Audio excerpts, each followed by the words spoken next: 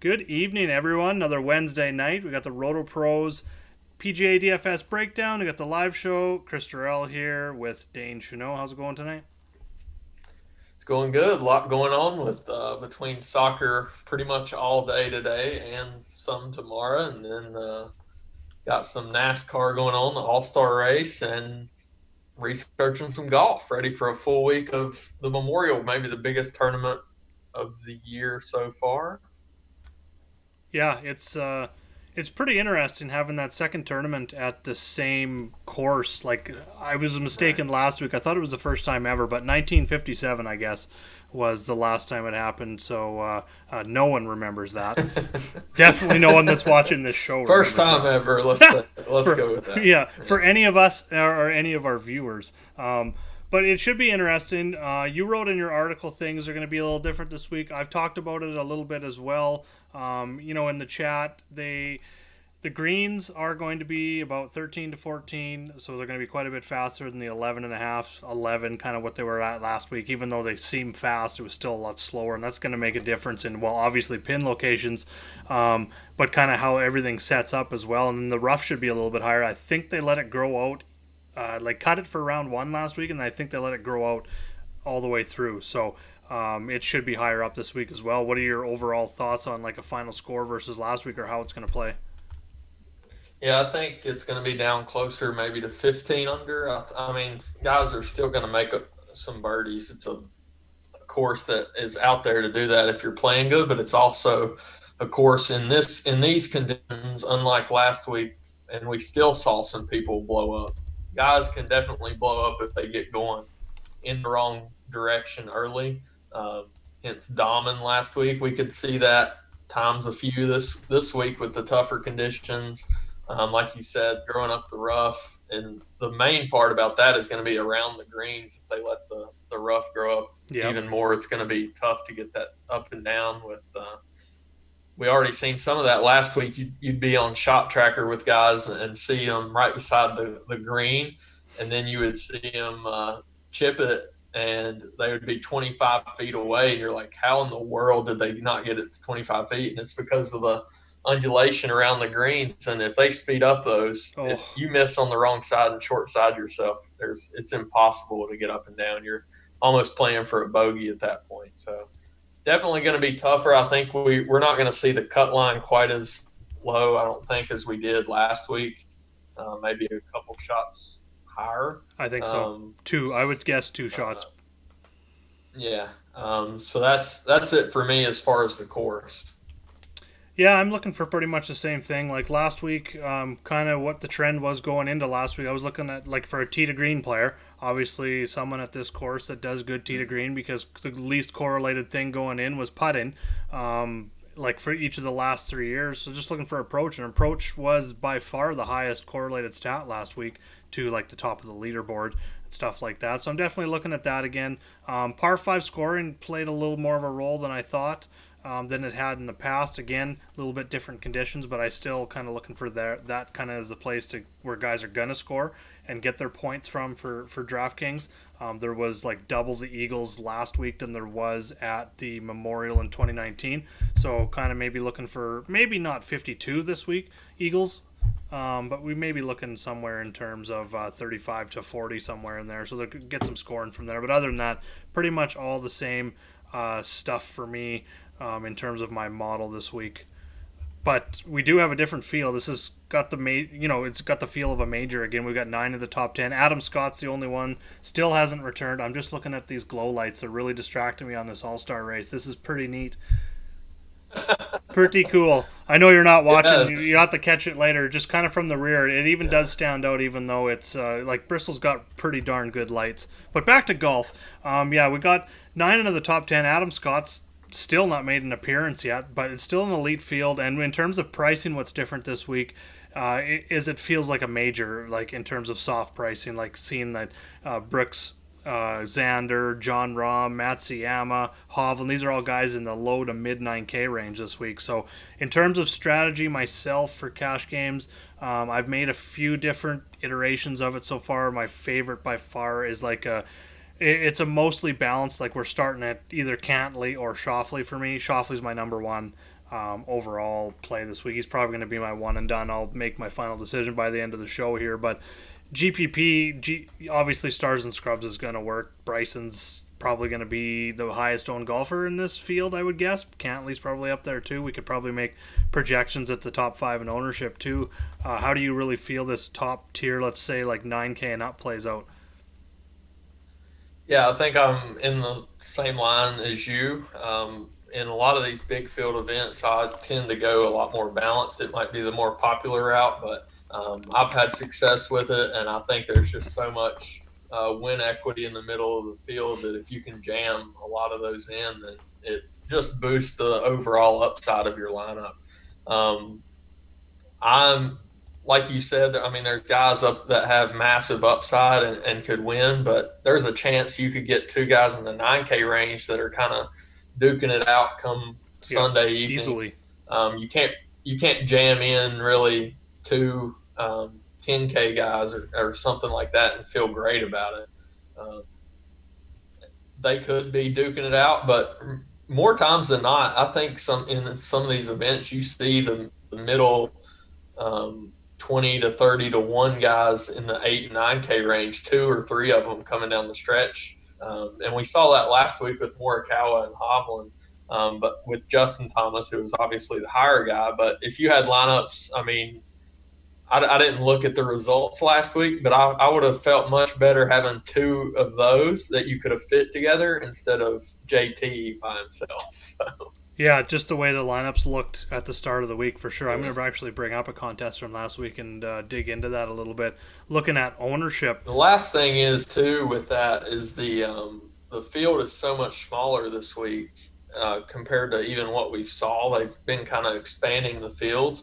So maybe that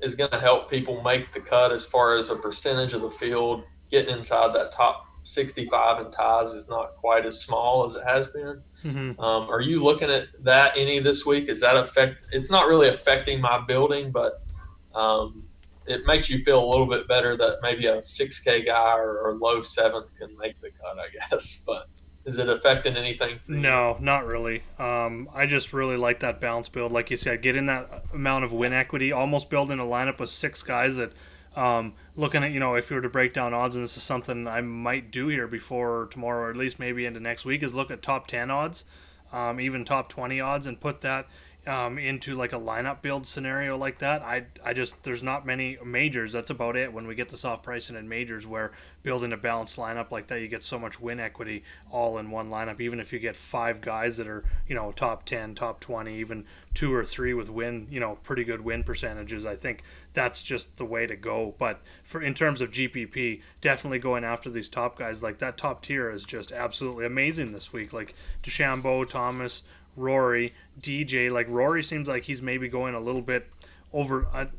It's tough to say overlooked, but he could be one of the lowest owned guys. I'm just gonna pull up Kurt Busch into the wall. He's still good though. Hope we don't have him.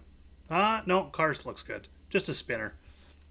But yeah, looking at the top tier, just like fan share right now, Bryson leads. Rory, in terms of tags, is actually second behind Bryson in that top tier. So it looks like those top 3 guys are kind of trending, and they're behind Cantley, of course. Like getting Cantley under 10K, I just think is, I don't want to say a lock, but like a near lock for me in cash. He won here at the Memorial last year's T7 last week. He was dominant like in the final round on Sunday.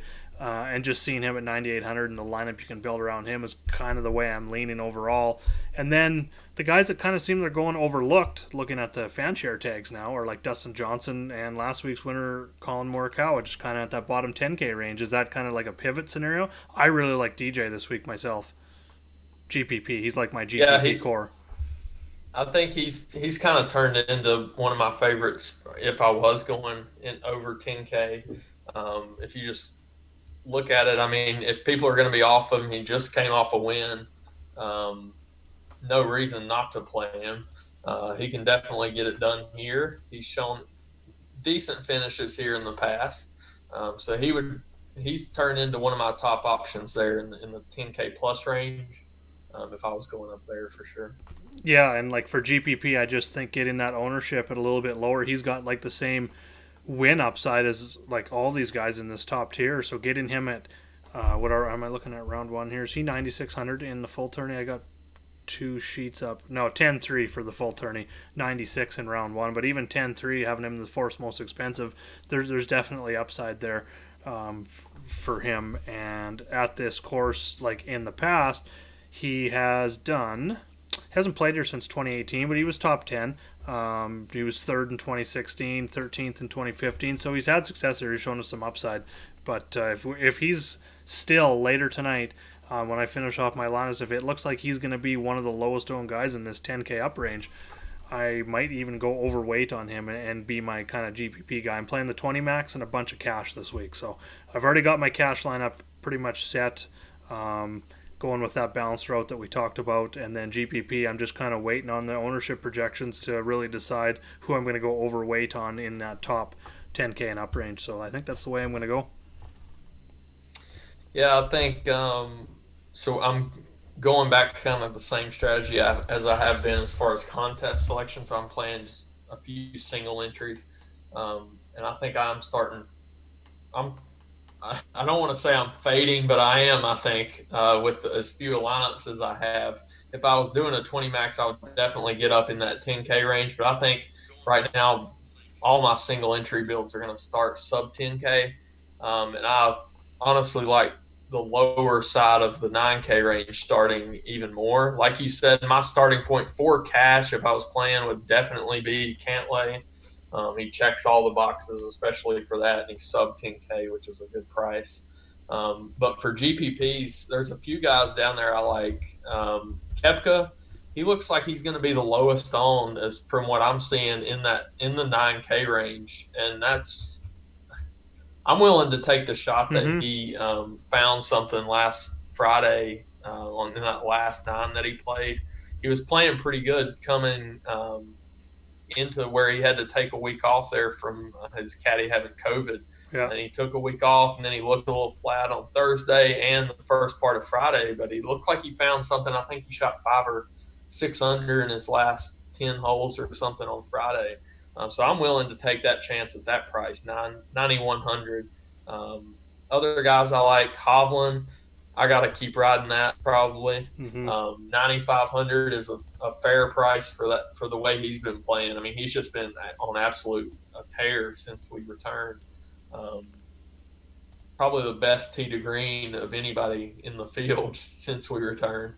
John Rahm, he looked on fire on Sunday. He looked like he found something. I don't know what. I think he's going to be a little popular, but I'm definitely fine taking one of the top players in the world at 9,300. I mean, we were used to early in this year seeing him up close to the JT price or something like that. So I'm definitely fine with that. And then the last guy for me is Tiger at 9,000.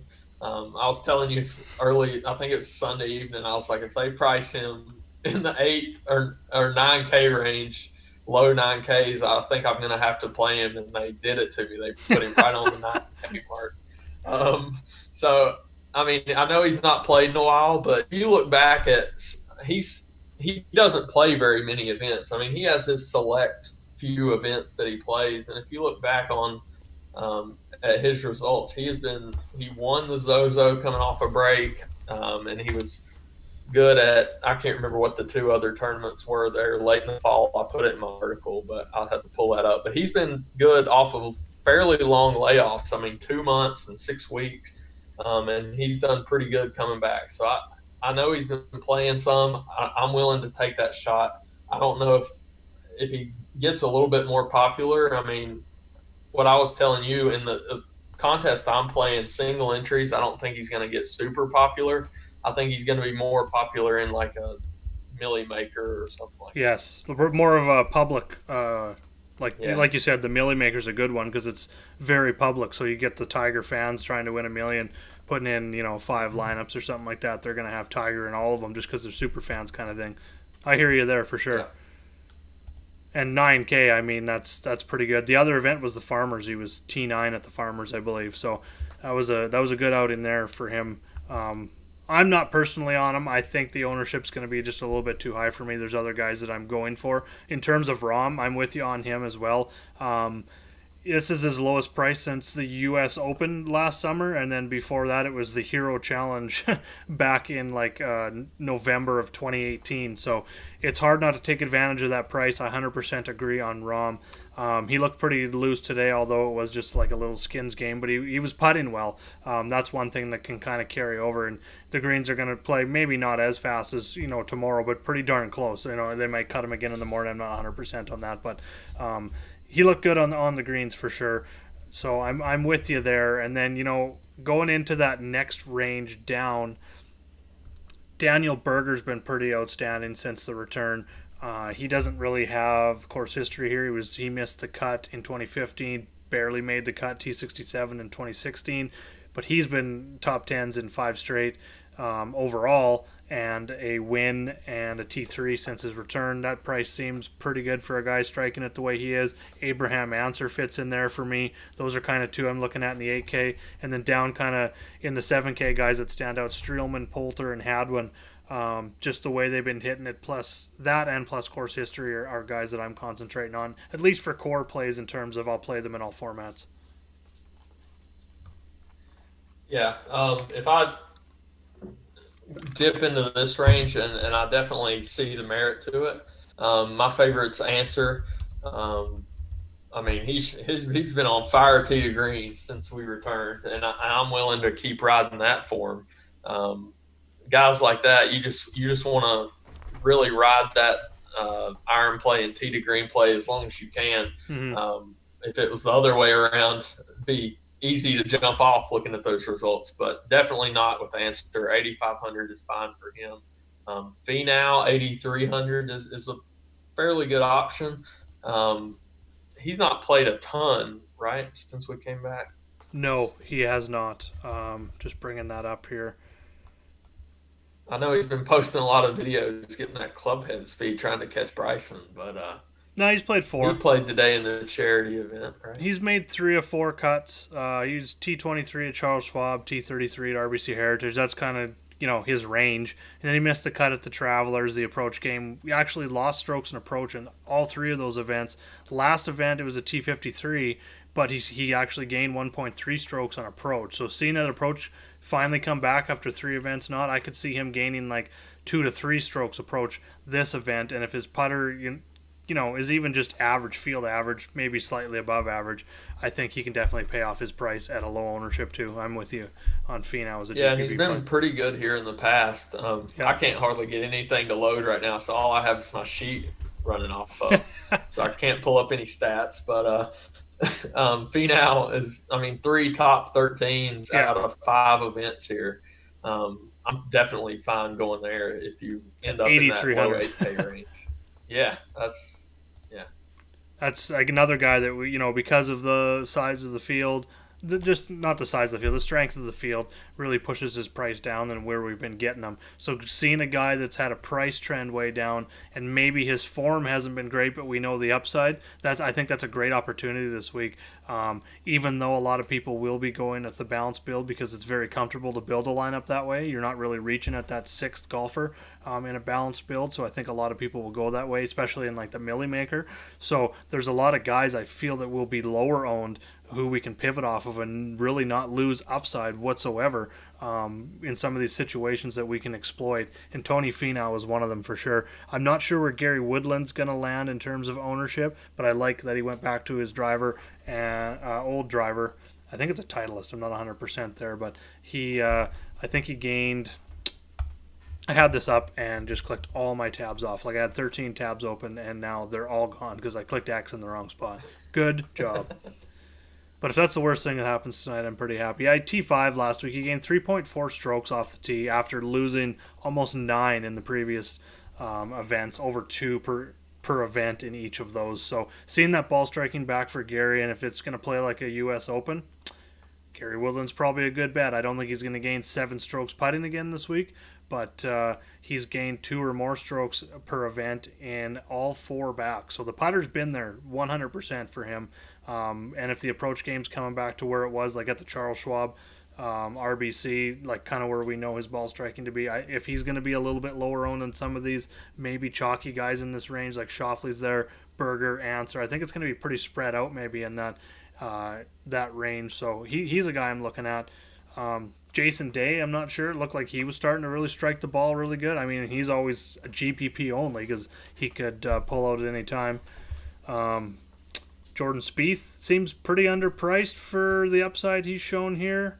I mean, nothing's really been going right for him, but he's a guy that just pops every once in a while with that top 10. He's not as consistent as he was there a few years ago, but what do you think about this mid 7K range now that we're talking about Spieth? There's three guys there that kind of always that pricing it happens to them that in these type of fields they get way underpriced for what we're used to seeing.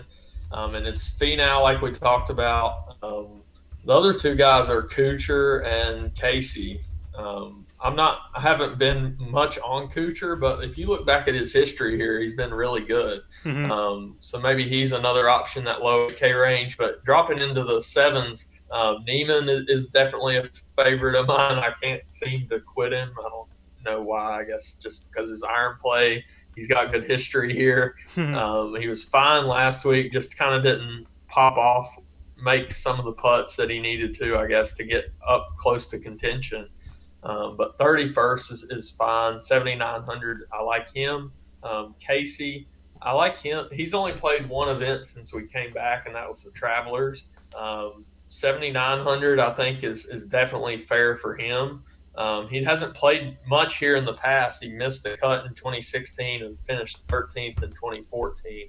I don't know what his ownership's going to be, but at the first of the week, I didn't think he was going to get very owned. Maybe now the name value will push him up a little higher. I'm not 100% sure on that, but I like Casey for sure, sub 8K.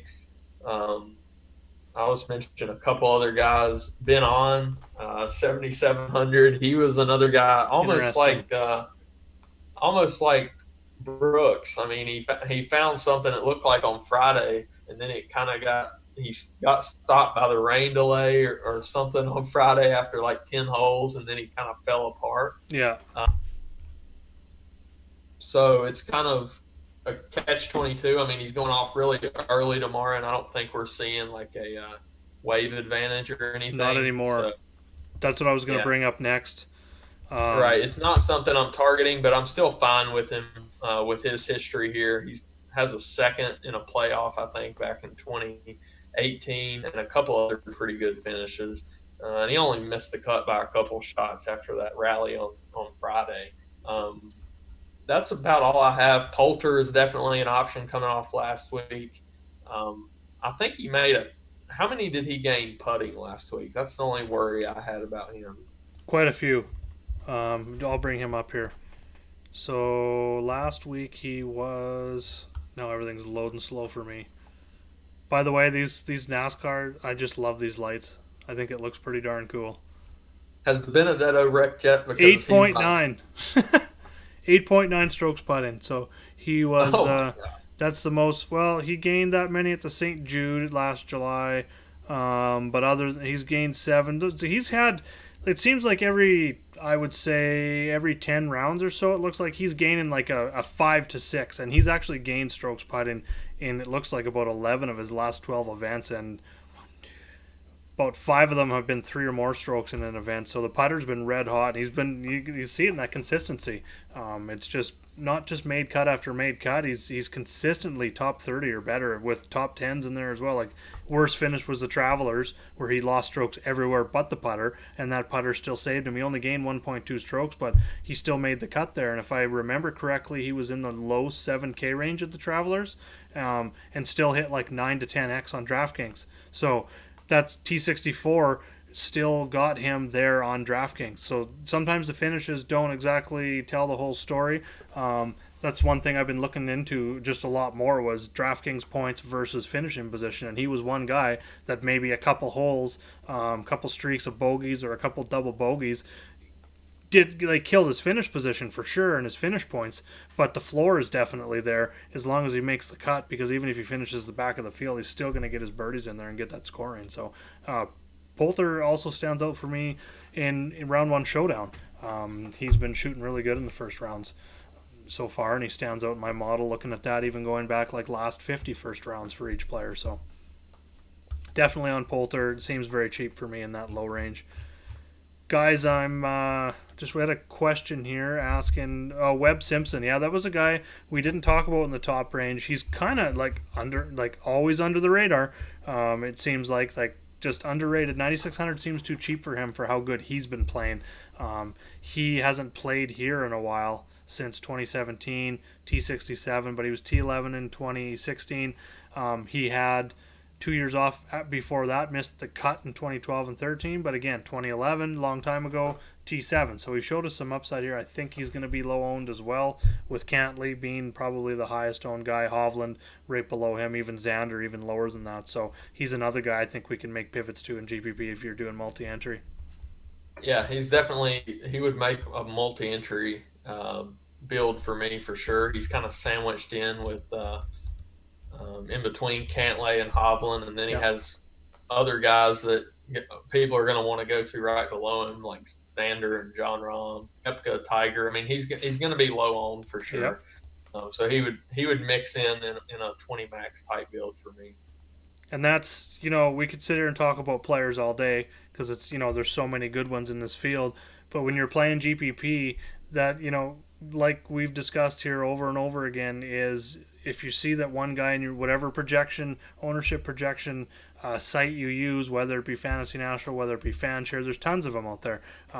Grab whatever one you want and just find a guy that's obviously going to be in the same price range but half the ownership, because there's so many guys in these price ranges with all the same win upside. So that's kind of way you can really, you don't have to do that with every single golfer in your lineup, but just take one really high owned golfer in your lineup and just make that one pivot. So if you build a lineup you love, enter it, then take that lineup again, remove one or two golfers who maybe are projected to be the two highest owned in your lineup, and just replace them with someone who's maybe even half or a third of the ownership in that same price range, and just kind of pivot that way. And that's kind of how you can multi-enter and really diversify your lineups and still have a solid core. If that core goes off, you're still going to hit. So that's my lineup construction bit for the night. Yeah, for sure. There's a couple guys in there in that upper 7K range that are probably going to go and just completely troll everybody after they killed everybody last week, like Leishman. I mean, I don't know what that was last week, but I was on him, and he absolutely tanked on Friday. I was on him. Yep, I was there. Yeah, 7,800 now, and he's looking definitely sub 10%, pushing close to 5 in what I'm seeing. So yeah, drop $1,000 and drop like 40-50% of his ownership from last week.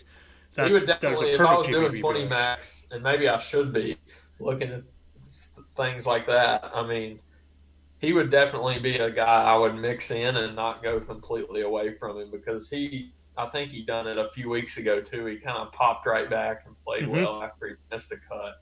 I think he missed his first cut that he came out. I have a very interesting way of picking guys on their bad weeks, and then they go off the next week. Go off. I mean, JT, I've done it like 3 times this year. So I've picked, I think, every cut. He's missed like 3 cuts, and I think I've picked every single one. And then he's won, or then like last week he finished second. So I need to learn from that a little bit, I think. So, yeah. Leishman's another guy that I had him the first week he came back. I think it was Colonial.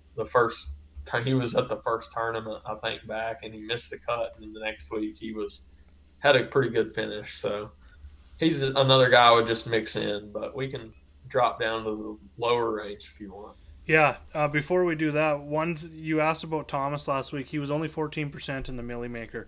So that's kind of a theme that I've been tracking, like probably the last 3 weeks, and I'm going to put it together for next week is not just putting the DraftKings points finish position and salary together, but I'm going to put the Millie Maker ownership and cash game ownership side by side as well, because guys that have done and hurt people the week before, JT missing the cut, then he comes back and he's only 14% owned and put up huge points last week at 14% ownership. I believe he was in the Millie Making winning lineup.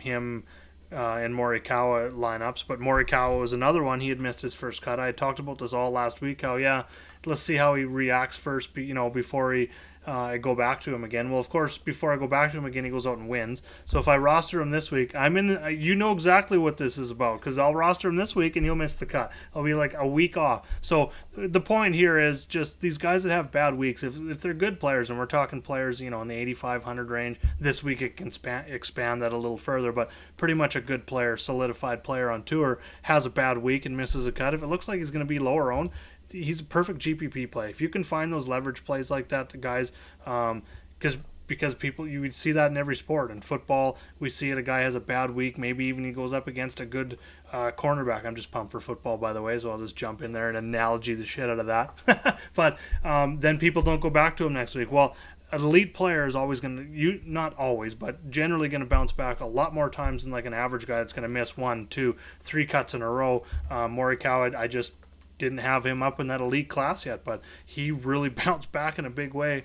So, we've got a lot of guys. Leishman is probably your number one guy there, and seeing that price dropped 1,000 and his ownership's going to be, if it's 8%, 10% in the Millie Maker or below that, I think that's huge. He was only 12% last week in the Millie Maker. So, yeah, I could see 5 to 8% on him this week.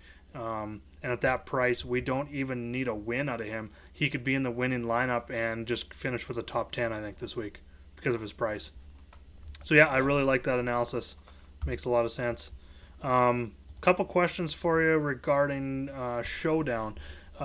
We talked about the weather. It's something we were tracking early on. It looked like we maybe were going to get a morning wave advantage on Thursday, but since then, it is like I've shared the weather, and it's pretty much 12 to 14 miles an hour consistent all day long. There's a little bit higher gusts in the morning. I'm not really going to go and split hairs of 32 mile an hour projected gust to a 28 mile an hour projected gust in the afternoon. So I'm not really factoring anything. I've just put some wind into my model.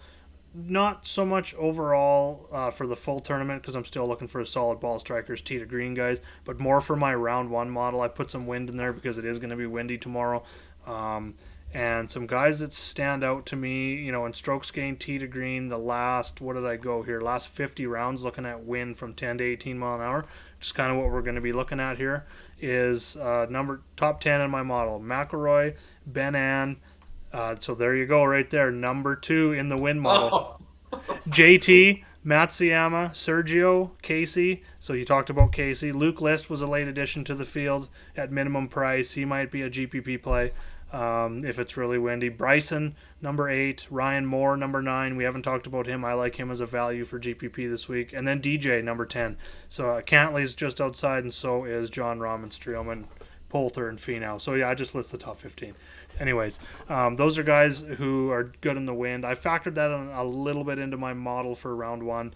I guess most of all, I don't think with that wind, I bet you we don't see first round leader. I'm probably thinking maybe -5, -6, unless someone really goes off, avoid some of those wind gusts and some of that stuff out there. But I don't see a huge round one winning scores out there this week, so it's pretty much avoid the disasters, I think, more than anything. Avoid the doubles, which really take your points down.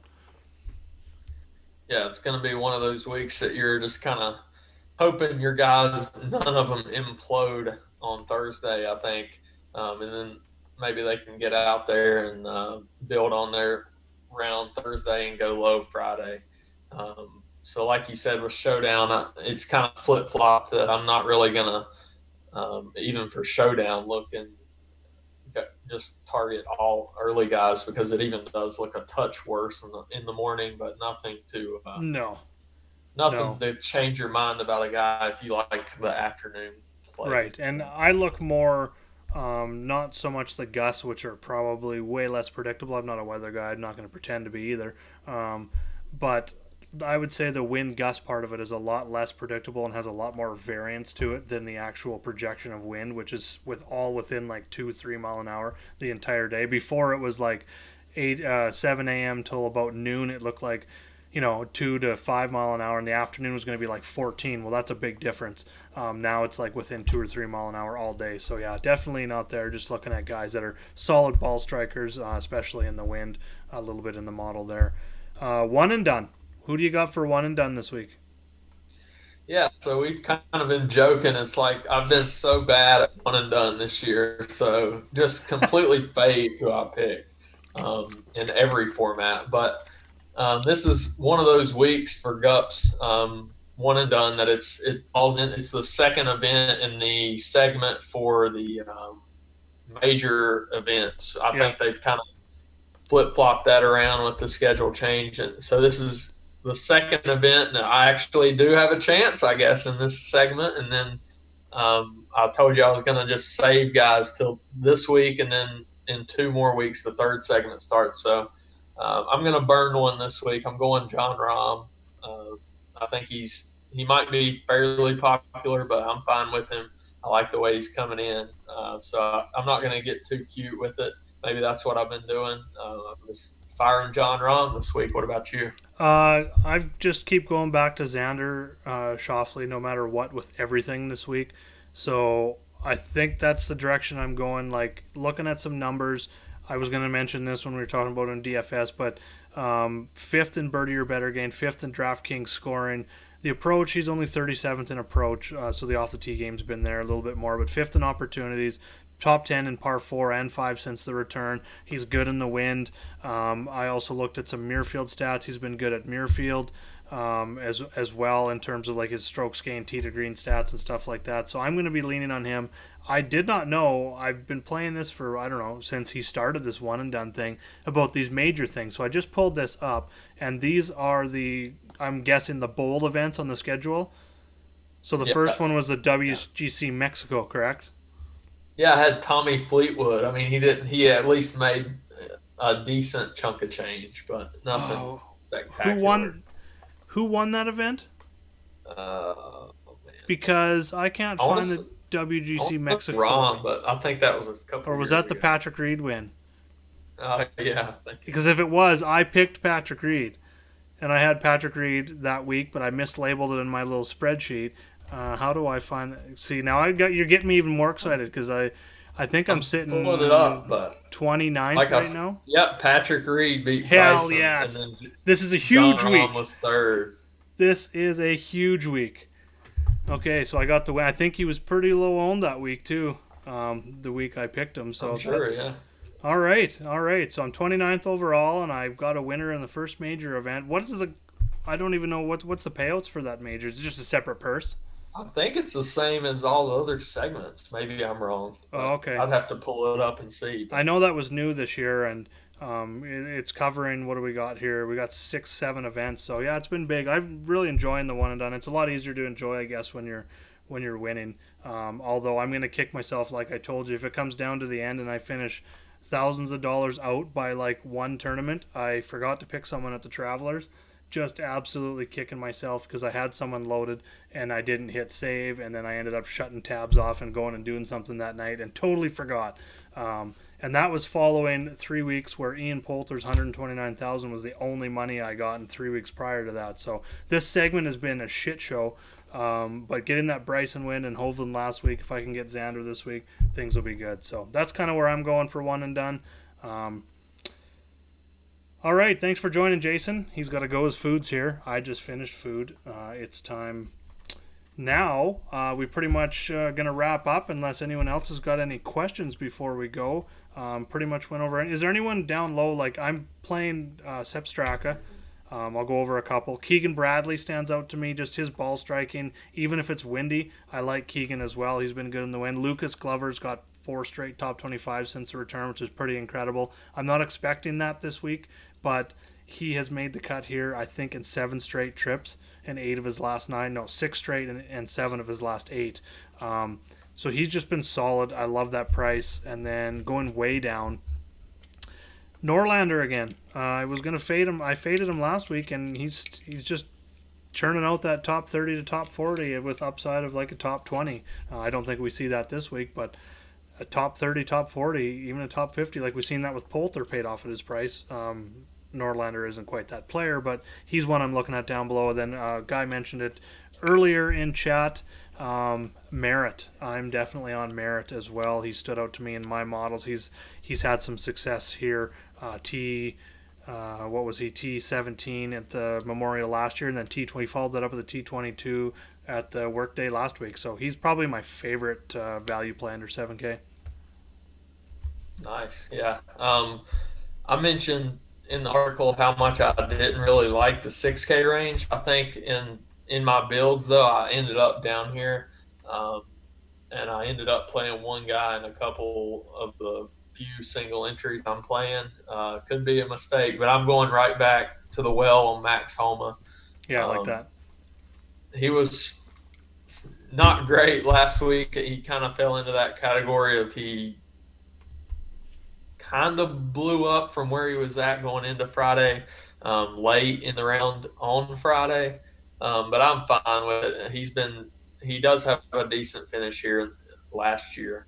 He was 37th, made the cut. He missed the cut on the number last week. Not anything to get me off of him completely. So if he can sneak through the cut for me, I like the win equity I have with the rest of my lineup. I'm definitely fine going to him. Like you said, Keegan Bradley, 7,200. Man, he has been just crushing it with his irons. Can't Going make a full putt, Keegan. which is not new. He's 13th since the return in strokes gained approach.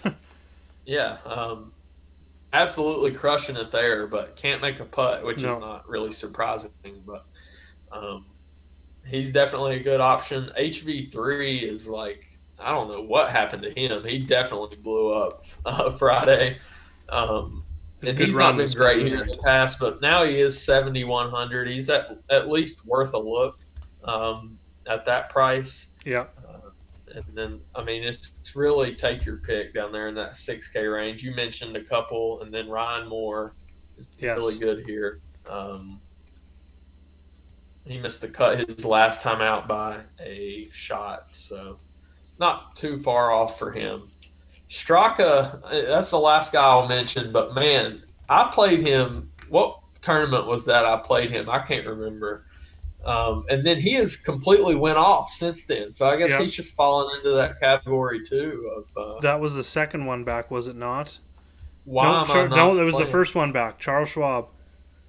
Oh, no, Travelers, sorry. He was miscut T33, then miscut at the Travelers, and then he was T8 at Rocket Mortgage the next week after you played him, and he blew up on you. So you have done it. There's another instance. I have done it to plenty of golfers, so beware, everybody I put in my lineup this week. Maybe we can turn it around. I'm feeling pretty confident. Well, I'm reconsidering my John Rahm pick now.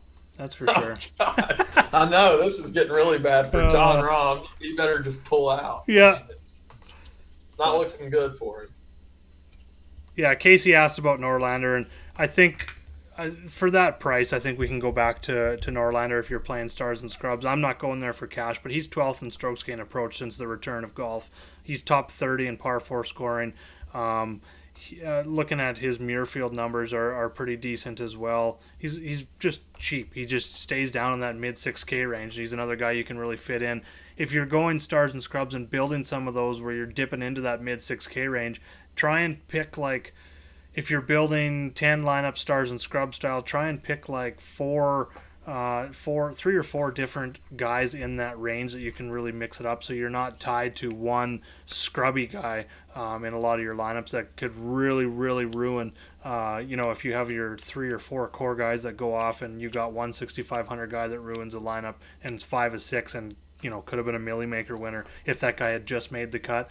That's why you really want to mix that up if you're multi-entry and when you're building, your core building and your most switching things up where you really want to have your variance in your lineups is those cheap guys, because they're mid 6,500 for a reason. Some of those guys have top 10 upside. They're going to miss more cuts than they make, but when they do, some of them have a lot of upside. So just don't put all your eggs in one basket, I guess is what I'm saying.